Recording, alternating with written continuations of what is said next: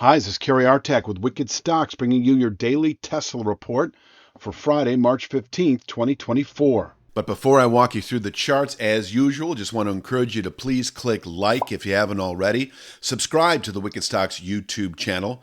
Share the content, if you would, with friends and colleagues. And check out wickedstocks.com, where we offer a full suite of both daily and weekly analytical videos just like this one. Daily analysis in the SPY and the Triple Q, that is the S&P 500 and NASDAQ 100 ETFs. Weekly analysis in the S&P 500 Index, the NASDAQ 100 Index, the Long Bond ETF, the TLT, as well as 2 individual stock picks a week that you never see on YouTube. That is 8 a month that cater to the 3 to 5 week swing trader out to the 3 to 5 month near-term investor. We're always looking for at least 20% moves on those stock picks, and you can check out all of this for no cost for 5 days. We offer a 5-day free trial up front with a wickedstocks.com subscription. So sign up for wickedstocks.com, check it all out. If you don't like what you see within 5 days, you can cancel your subscription at no cost to you whatsoever. Let's take a look at the charts. Big day today, end of the week, weekly bar chart. Weekly settlements tend to have a degree of finality, of closure. They are what I use primarily for longer term signals. You violate levels on an intra-week basis. You have to respect the possibility for bearish continuation during the week. But it really is a weekly settlement. And so this was a Thursday sell-off primarily that resulted in a settlement below the 165.85 channel bottom. But we could quite easily, I don't know about easily, but I'm not going to form a strong opinion just yet as to the directional likelihood for Tesla as we move into next week and through April, etc., unless we close today below the 165.85 formation by a 1% margin, 164.20 or lower. Now, we did close below that 1% threshold on Thursday, but you can see how close this is. It wouldn't take much for the market to pop back up and close the week Friday today above 165.85, and that would maintain really a very cautious, I might add, bottom-picking scenario, bottom-picking dynamic, where we could expect this market to continue higher, or at least anticipate that possibility to continue higher as we move into the later second quarter, into the third quarter, the following 3 to 5 months, in reach perhaps of 246.12. So we'll see where we settle out today.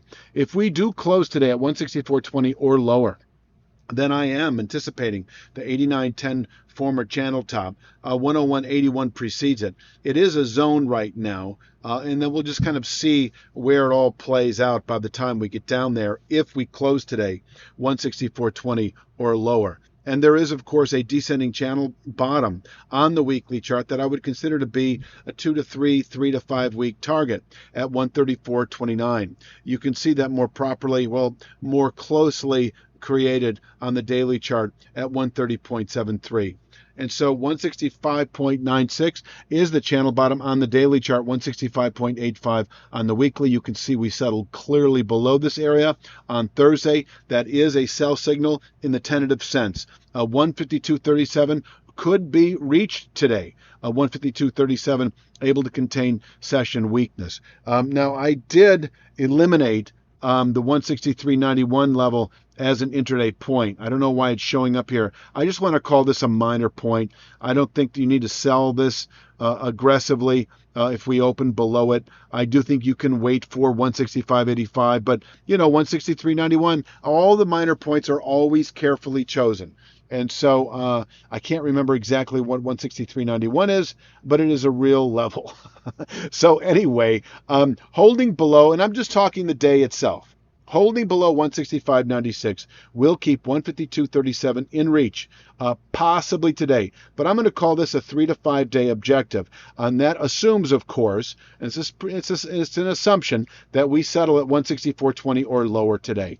And then I think it's quite, quote unquote, official that we should see 152.37 within 3 to 5 days or sooner, 130.73 over the next 3 to 5 weeks.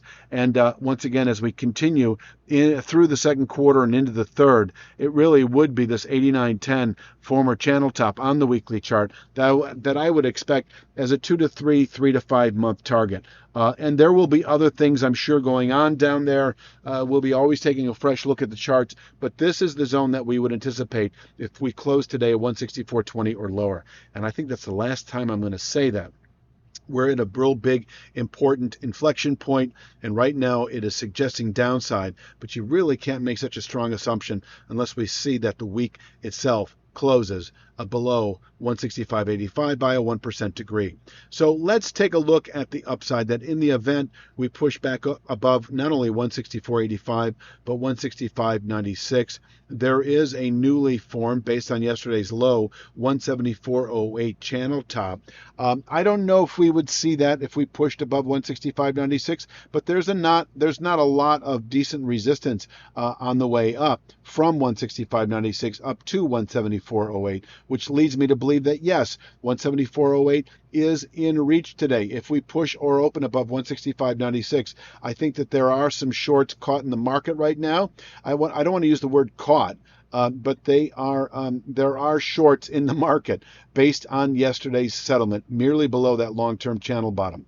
And if we happen to push above 165.96 today, that could set off a covering of those short positions that would allow 174.08 intraday, where we can place a daily high. So there's a day trade right there, pushing or opening above 165.96, 174.08 in reach, where we can place a daily high. And if settled above 174.08, after slipping below this channel bottom as a head fake on an intra-week basis and closing back above 174.08, I think that sets off a meaningful rally that I think, over the next 1 to 2 weeks, 2 to 3 weeks, should yield 199.37.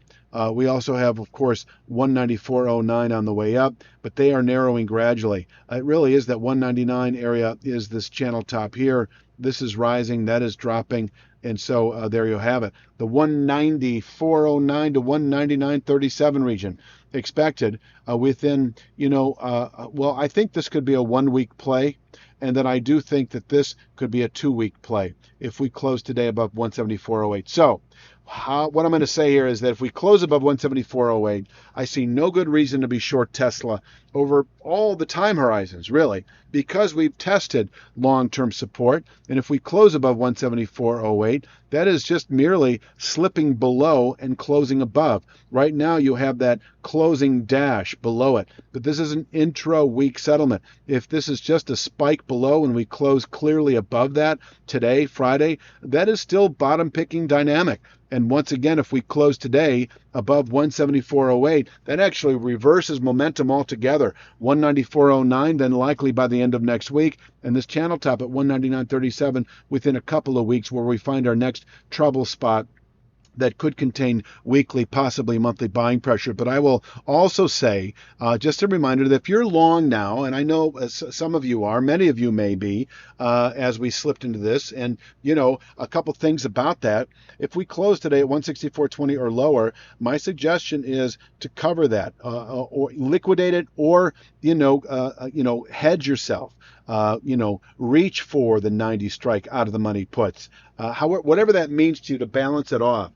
You may just consider liquidating your out of the money calls, liquidating your long position in Tesla. You may consider then playing the short side into the 89.10 region over the next few months. But if we close today above 165.85, that is a signal that you can continue holding your long position. It's about as simple as that. And if we close above 174.08, hallelujah, if you're still long, because I do think over the next couple of weeks, we should see the 199.37 descending channel top. We also have created them on the weekly chart. 199 and change is 200.01 on the weekly chart. There's also a descending 1/3 speed line. This is the zone. If we close today above 165.85, once again, this is a 2 to 3, 3 to 5 week target.